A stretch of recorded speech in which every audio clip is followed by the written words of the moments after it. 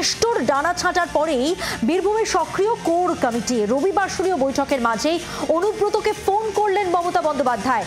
তৃণমূল সূত্রে যেটা খবর যে বীরভূমের সদ্য প্রাক্তন জেলা সভাপতিকে বলে দেওয়া হয়েছে তিনি নন, এবার থেকে কোর কমিটির বৈঠক ডাকবেন জেলার চেয়ারম্যান আশিস বন্দ্যোপাধ্যায়।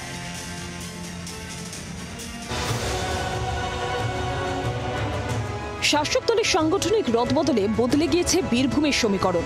জেলার সভাপতির পদ তুলে দিয়ে কোর কমিটির হাতে সব ক্ষমতা তুলে দিয়েছে তৃণমূল। 26-এর আগে দেওয়াল লিখন পড়তে পেরে রবিবারই তড়িঘড়ি বৈঠকে বসল কোর কমিটি। ডানা ছাঁটার পরেও বৈঠকে এলেন জেলার সদ্য প্রাক্তন সভাপতি অনুব্রত মণ্ডল।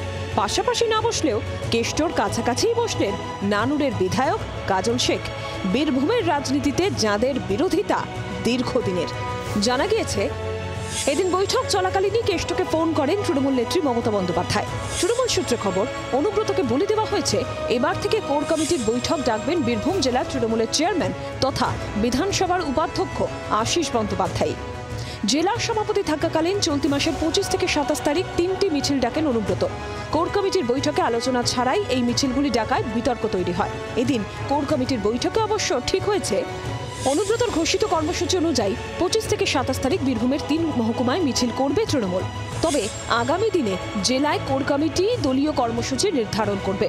একই সঙ্গে সোশ্যাল মিডিয়ায় নেতাদের অনুগামীদের বিভাজনমূলক পোস্ট নিয়েও কড়া অবস্থান নিয়েছে কোর কমিটি। দেখা যায় যে হয়তো আমারই কোনো অনুগামী এমন একটি কথা লিখলেন, যেটা দলের পক্ষে বিভাজন সৃষ্টি করতে পারে, তাহলে তার বিরুদ্ধে কিন্তু কড়া ব্যবস্থা নেওয়া হবে। তাকে যখনই আইডেন্টিফাই করা হবে যে হ্যাঁ সে দলের কর্মী, তখন তার বিরুদ্ধে ব্যবস্থা গ্রহণ করা হবে। এদিন বৈঠক শেষে কেষ্ট কিছু বলতে না চাইলেও কাজলের দাবি দলের নির্দেশ মেনেই কাজ করবে কোর কমিটি। এক মঞ্চে অনুব্রত মণ্ডল এবং কাজল শেখকে কি দেখা যাবে? বিগত দিনও দেখা গিয়েছে, আগামী দিনেও দেখা যাবে। এ বিষয়ে দ্বিমতে কোনো অবকাশ নেই। আমি মমতা বন্দ্যোপাধ্যায় সৈনিক হিসাবে কাজ করব, মঞ্চে উঠে নেতা হবার শখ আমার নেই। আমি মমতা বন্দ্যোপাধ্যায় যেগুলো বলবে, যে ডিউটিগুলো দেবে, যে কাজগুলো দেবে, সেগুলো সততা এবং নিষ্ঠার সঙ্গে পালন করবো। এটাই আমার ডিউটি, এটাই আমার কাজ।